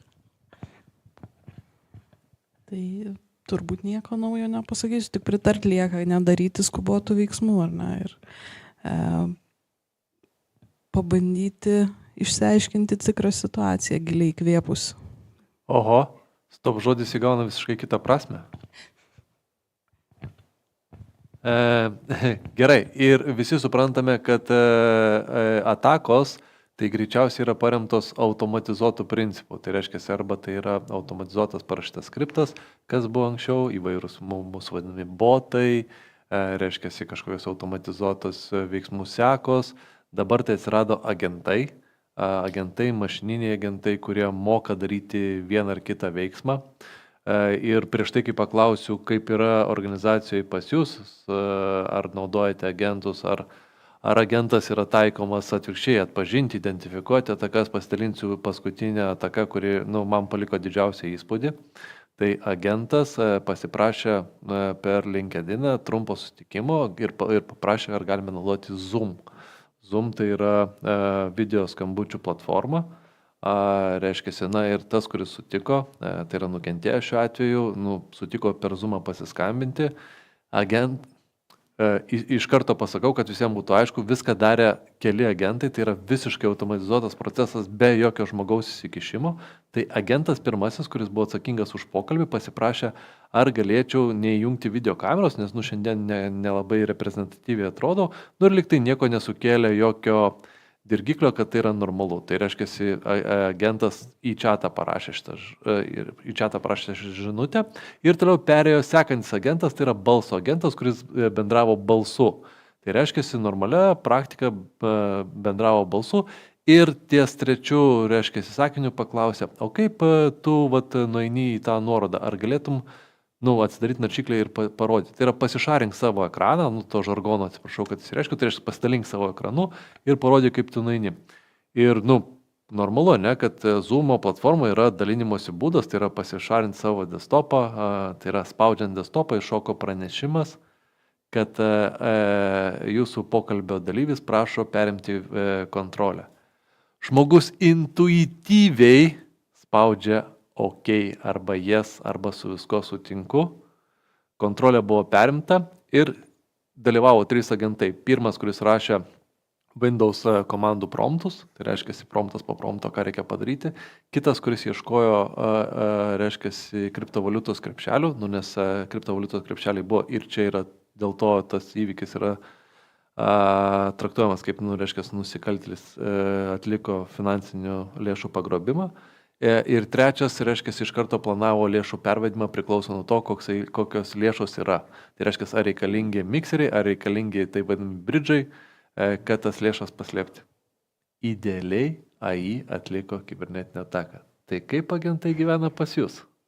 Man panašų scenarijų teko girdėti, skaityti, kai perima svetainių valdymą, prisistato reklamos agentūromis, panašiai, pasiūlo paslaugas, reklamos ir panašiai. Ir galutiniam variante perima valdymą. Tai tas priminė tiesiog pavyzdys.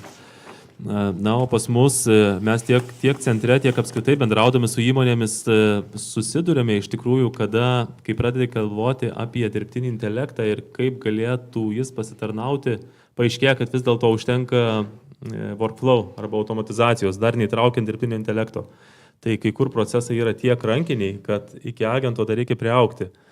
O kalbant apie tikrai dirbtinį intelektą, tai pirmiausia, mūsų darbe bent jau matome, kad atsiranda, kaip jau minėjau, įrankiuose ir turime keletą minčių, kaip tą geriau panaudoti, bet kol kas dar ankstyvoji, sakyčiau, tokia testavimo, bandymų fazė.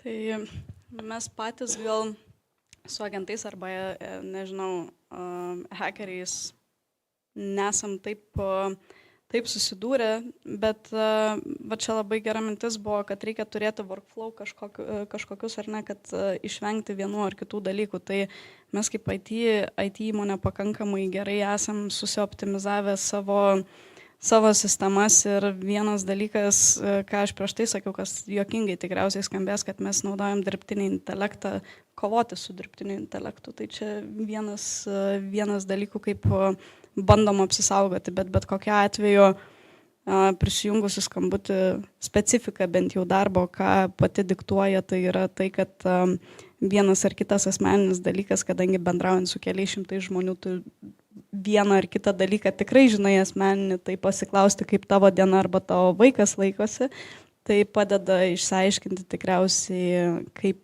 nepakliūti į tą Zoomo ratą ir, sakykime, neatiduoti kažkokių duomenų. Kauno miesto savivaldybėje dar kol kas dirbtinio intelekto agentų neturime.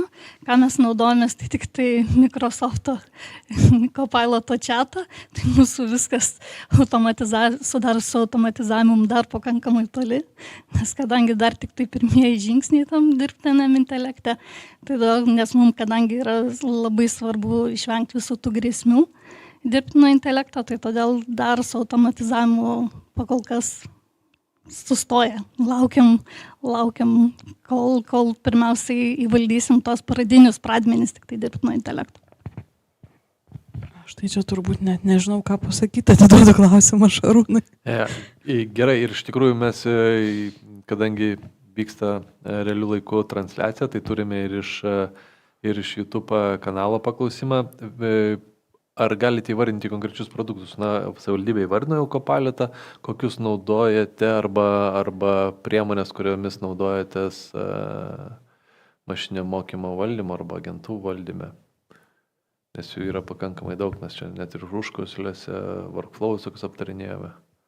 Tai gal priklausomai iš tikrųjų, dabar yra labai svarbu apsisaugoti tinklą savo, nes nuo tinklo irgi prasideda visos atakos, tai mes labai populiarų ir vieną populiarėjančių labiausiai tikriausiai gamintojų Fortinetą naudojam ir jo visus įrankius. Tai tiek centralizuota valdymo sistema pas juos yra grinai paremta dirbtiniu intelektu, kur incidentus atpažįsta ir geba IT administratoriui kuo puikiausiai pranešimus daryti ir kad galėtų žmogus tiesiog tada apdoroti tą informaciją. Tai čia vienas elementariausių, kitas yra Microsoftas. Tai kai kur užtenka elementarių funkcionalumo, aišku, kai kur reikia pasitobulinti, bet manau, kad šiuo atveju valdymas ypatingai tinklo, tai viena tikriausiai esminių ir pirminių žingsnių turėtų būti pradedant kalbėti apie saugumą.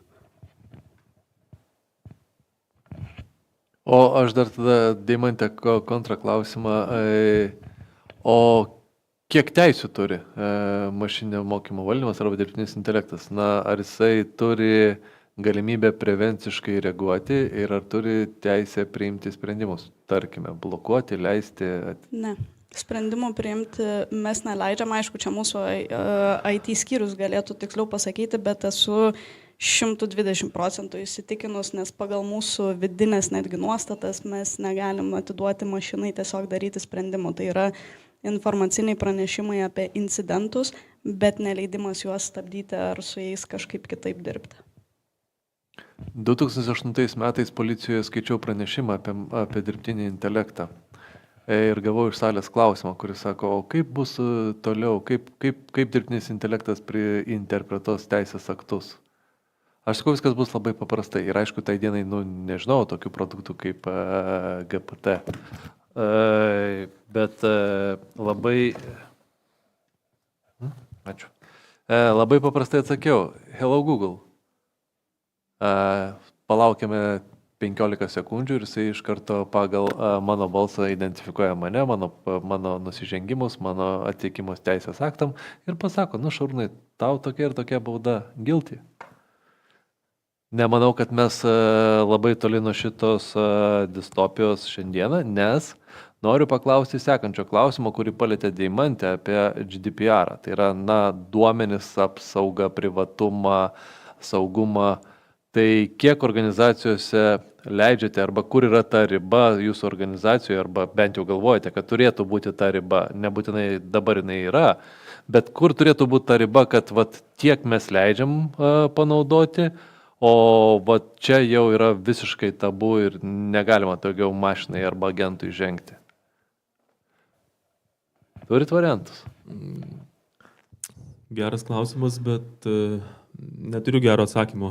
Nežinau, iš tikrųjų turbūt priklauso nuo konkrečių atvejų, nes mano supratimu tai visada reikia galvoti apie konkrečiame scenariuje, kur reikėtų žmogaus įsikišimo, tas human in the loop, ar ne, kur vis dėlto sprendimą turėtų, kokiais kriterijais remiantis sprendimą turėtų priimti žmogus. Nes iki tam tikro taško agentas gali atlikti veiksmus arba algoritmas gali atlikti veiksmus. Jeigu kažkuri sąlyga netenkinama, tada vis dėlto reikia žmogaus. Tai čia neturint konkrečių pavyzdžių, aišku, galima ilgai samprotauti, bet vis tiek reikia žiūrėti pagal situaciją. Tai matyt, toks ir būtų atsakymas. Visiškai 100%. Aš net išgirdus klausimą pradėjau sukti smegenį, kaip atsakyti šitą klausimą, bet tikrai nėra vieno atsakymo kažkokio konkretaus. Tai mūsų atveju, mūsų įmonės kaip įstaigos atveju, tai mes dirbame labai daug su asmeniniais duomenim, tai yra vardas, pavardė, gimimo data dažnais atvejais, nes tai yra registracijos duomenys ir įmonių ypatingai rekvizitai esminiai. Tai yra ir rankinio darbo ir yra tai, ką mes atiduodam flausam kažkokiem. Tai ta informacija, tikrai žiauriai geras klausimas. Aš net nežinau, kaip korektiškai ir atsakyti, nes tikrai pagal skirtingus scenarius informacija tvarkoma ir manau, kad dar artimiausių metų mes 100% dirbtiniam intelektui ir netiduosim. Čia būtų ganėtinai tikriausiai kvailas ėjimas 100% viską tiesiog atiduot mašinai. Dar aš galiu papildyti, žinot, kol mes žaidžiame su promptais ir dalyvaujame tame procese, mes matome klaidas ir tada tos klaidos yra, pastebim, tai vienokio lygio problema. Bet jeigu, sakykime, integruojame sistemas, darome automatizuotus sprendimus, sistema, ir kai klaidos atsiranda tame procese, tai yra visai kitokio lygio problema, nes, rezultatai daug labiau gali būti paliečiantys. Tai apie tai irgi reikia galvoti, kiek čia yra tų sistemų autonomiškumas ir integracija. Savivaldybė šitų klausimų labai griežtai. Mes viešaisiais tais asmens ir jautriais visais duomenimis visiškai stengiamės, kad tas nepapultų, net ką mes, kaip šviečiam savo darbuotojus ir net formuojant ten promptus ar ką nors, visur būtent tą net primiktinai. Visą laiką sakom, kad būtinai teikėt, jeigu ką nors klausia, tik tai nuasmenintą informaciją, tik tai taip, kad nebūtų galima identifikuoti ir jokiais būdais, kad nepridėti ant tų duomenų negu tiek, kiek reikia. Visą laiką, kad niekas neišeitų, net kad ir sako, viskas yra apsaugota, bet niekas nežino, kaip iš tikrųjų gali iškeliauti duomenys ir kada. Tai todėl pas mus yra griežtai ir mes sakėm, kad šitų duomenų niekur nenaudojam. Čia turbūt priklauso dar ir nuo problemos, ką tas dirbtinis intelektas daro, nes vienu atveju čia ką kalbam apie generatyvinį kažkokius modelius, kitu atveju, kai reikia priimti sprendimus ir kaip tas sprendimas priimamas ir kokie duomenys naudojami tam sprendimui priimti, kokia problema sprendžiama. Tai čia yra dar kitas rytis aiškinamasis dirbtinis intelektas, kur parodo, kad sprendimas priimtas dėl to ir dėl to ir dėl to, kas galėtų padėti paaiškinti, ar tas sprendimas iš tikrųjų buvo kokybiškas, ar turi kažkokio šališkumo. Tai čia dar turėsim kitą renginį turbūt dėl to. Jo, aš irgi iš vienos verslo didelės įmonės atsinešiau labai neblogą pavyzdį. Jie pasinaudojo Copilot, tai yra vienu iš Microsoft produktų, apmokė, reiškiasi, Copilotą visais organizacijai egzistuojančiais dokumentais, kurie suriši su HR, tai yra su žmogiškais resursais, tam, kad nusimti tą vadinamą frontą, kad neklaustų klausimų, kurios gali atsakyti mašina. Situacija yra sekanti. Darbuotojas atėjęs ir sako, jūs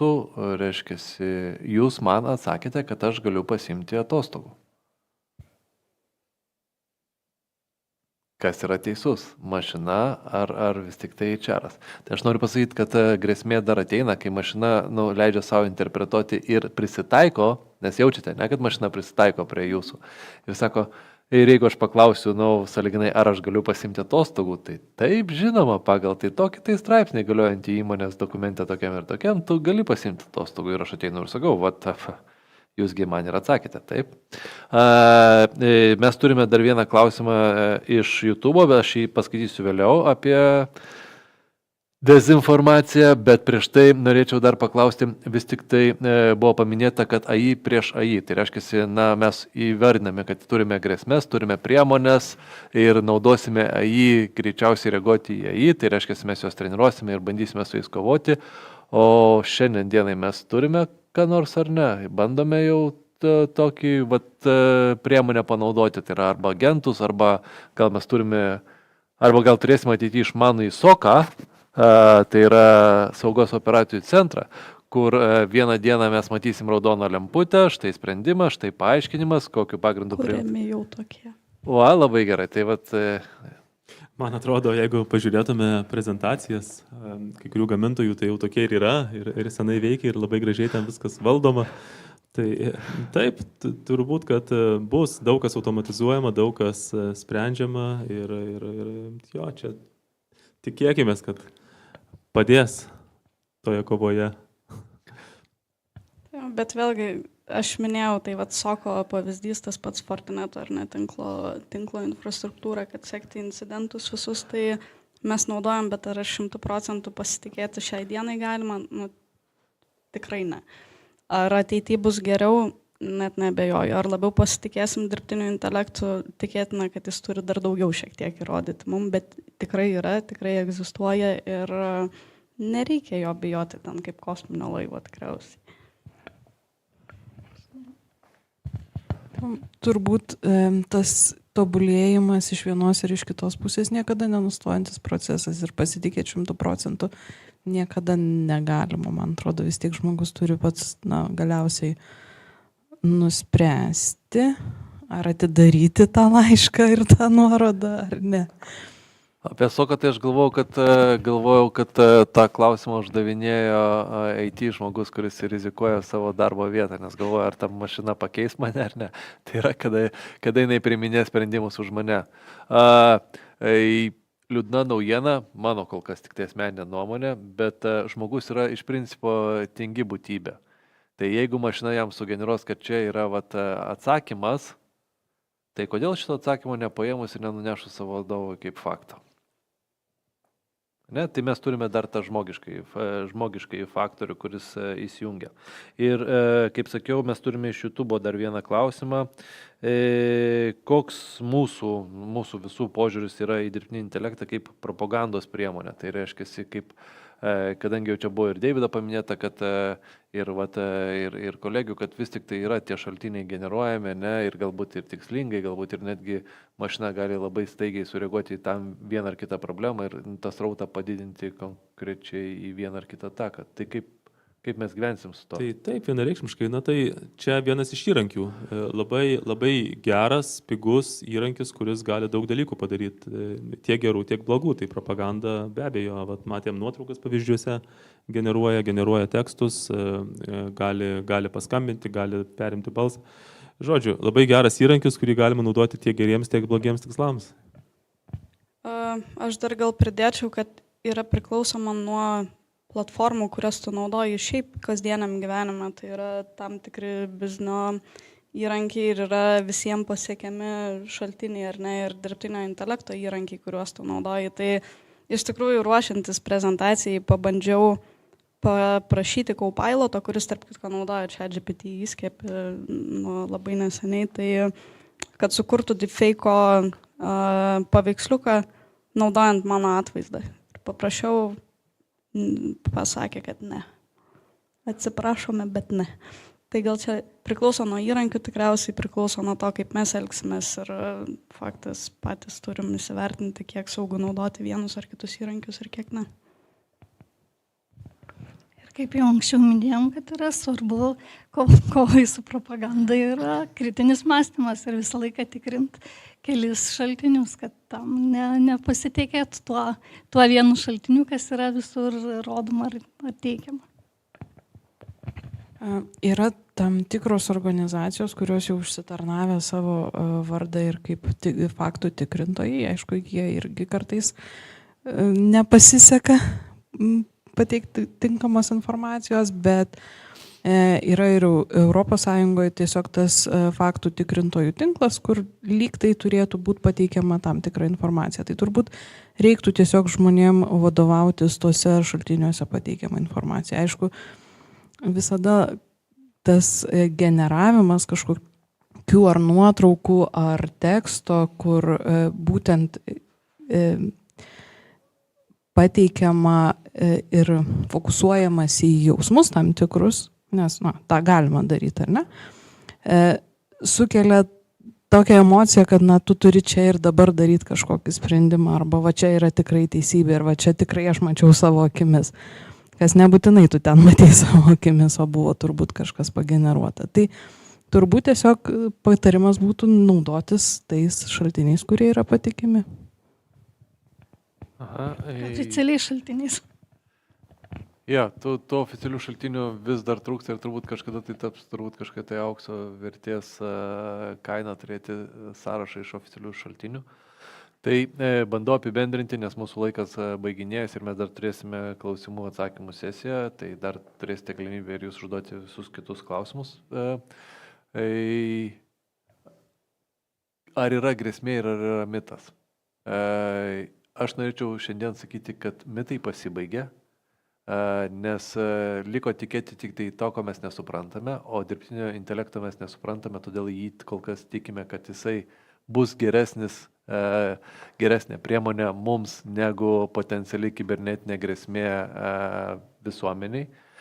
Tai šiandien dienai mes tikime tuo, bet pagrįsti šito negalime, o faktai liudija taip, kad mes turime ir deepfake'us, turime ir informacijos ir dezinformacijos šaltinius, turime automatizuotas atakas, turime idealius scenarius pavogti pinigams, turime apmokytą HR-ą ir apmokytą mašininį modelį, kuris šitą informaciją įsimena tam, kad galėtų padaryti naują tipo ataką, kai reikės specifikuoti kiekvienam iš mūsų, dėl to, kad mes su juo daliname savo asmeninę informaciją. Tai mašina prisitaikys prie mūsų. Na ir po paskutinį sakinį arba žodį, jeigu norite kažkom, tai pasidalinti su dar auditorija.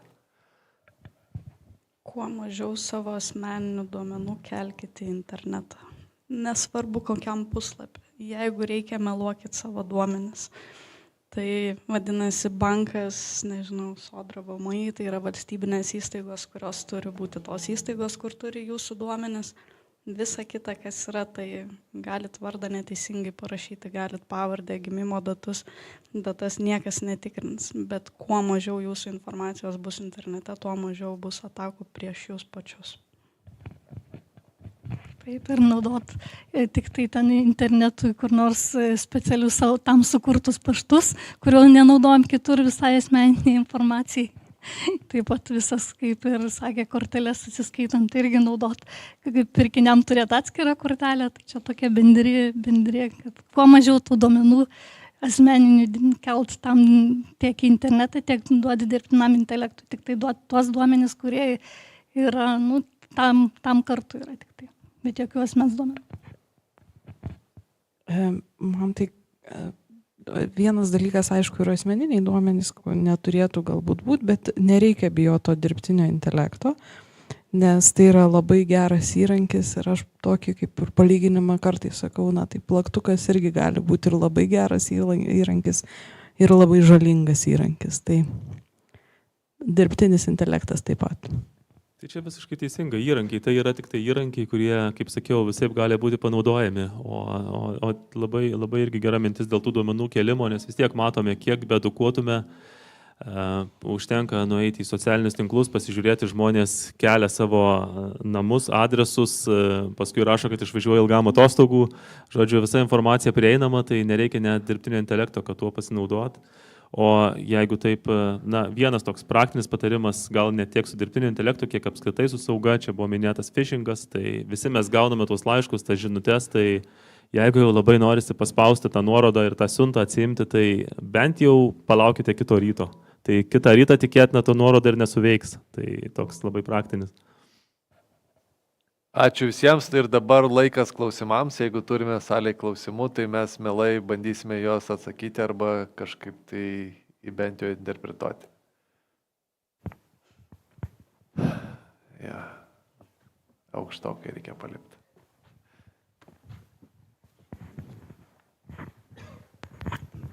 Tai sveiki, Mindaugas Kemzūra, KTU Nacionalinis inovacijų verslo centras.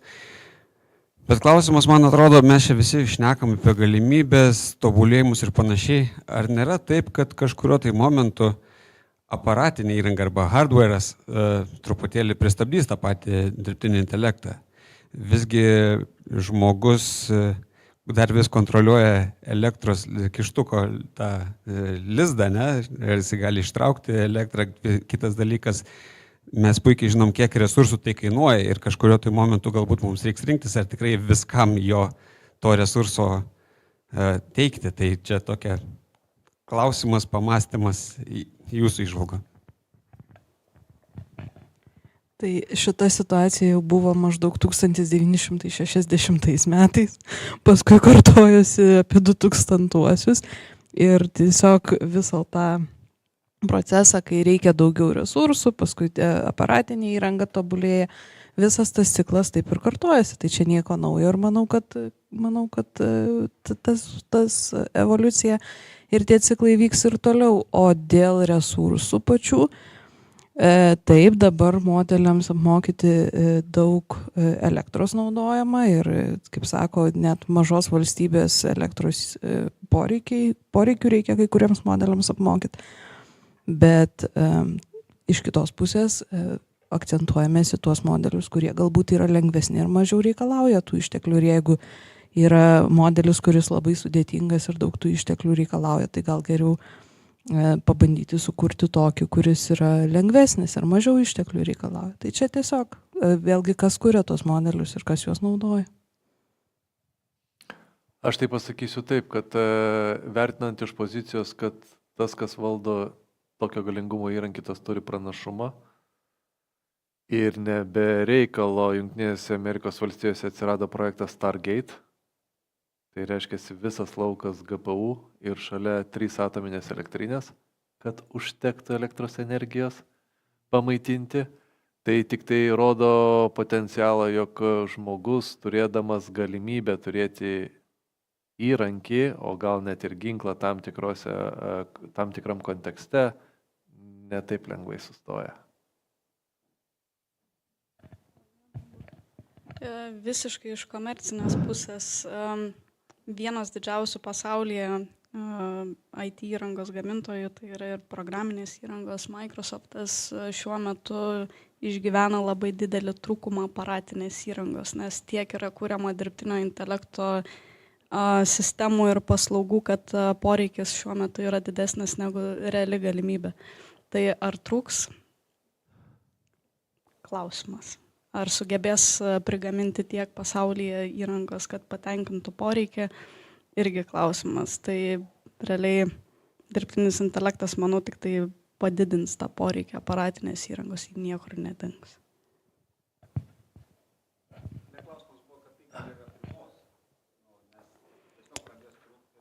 Ir taip ir ne, nes dabar yra skirstoma priklausomai nuo to, kokį tu sprendimą nori pakelti, tai vadinasi yra prioritetiniai sprendimai. Tai jeigu sprendimas yra pasauliui, nežinau, svarbesnis kažkoks dirbtinio intelekto, tai vadinasi jis įgaus į prioritetinę eilę pas konkretų gamintoją. Ir čia nepriklausoma, ir Microsoftas, net gamintojo net neturėtume minėti iš tikrųjų, bet kokie flausai, kurie yra, jie bus prioritizuojami. Tai realiai kiti, kaip ir visos paslaugos iš tikrųjų, ir sprendimai mirs. Puikiai atsirado dronų spiečiaus valdymo modelis. 1-2 ir pagamino. Kodėl? Prioritizuotas poreikis. Tai jeigu daugiau klausimų neturime, aš noriu turbūt padėkoti ir mūsų panelės dalyviams. Ir noriu dėkoti Šarūnui už moderavimą. Atsiminiau tokį pavyzdį, gudžiais 1981 metais. Televizijos eteryje nuskambėjo daina, skambių pavadinimu Video Killed the Radio Stars. Ir savo gyvenimą pradėjo MTV kanalas, kuris sakė, viskas, televizija kaip technologija nužudys radiją, bet prabėgo 44 metai, turime abi technologijas. Tai rodo, kad apie dirbtinį intelektą mes dar diskutuosime ne kartą ir ne du, o šią diskusiją ir mūsų renginį iš tiesų baigiame ir renginio šeimininkai KTU parengė mažas dovanas visiems panelistam, tai dėkojame Davidui, dėkojame Deimantai, Žanai. Ir ačiū labai. Tai aš iš NKS pusės dėkoju KTU ir visai Kauno kibernetinio saugumo bendruomeniai už išties įdomią ir įtraukiančią diskusiją. O lapkričio mėnesį mes vėl sugrįžtame į Vilnių, kur pratęsime diskusijos apie kibernetinio saugumo įstatymo įgyvendinimą, net tokia fancy tema, bet vis tiek daugeliu aktuali. Pristatysime šių metų bėgyje NKS parengtas rekomendacijas ir kibernetinių saugumų rizikų valdymo metodiką. Tai susitikime lapkričio paskutinį penktadienį. Linkiu gražios dienos ir iki kitų kartų. Čiau, iki. Ačiū visiems.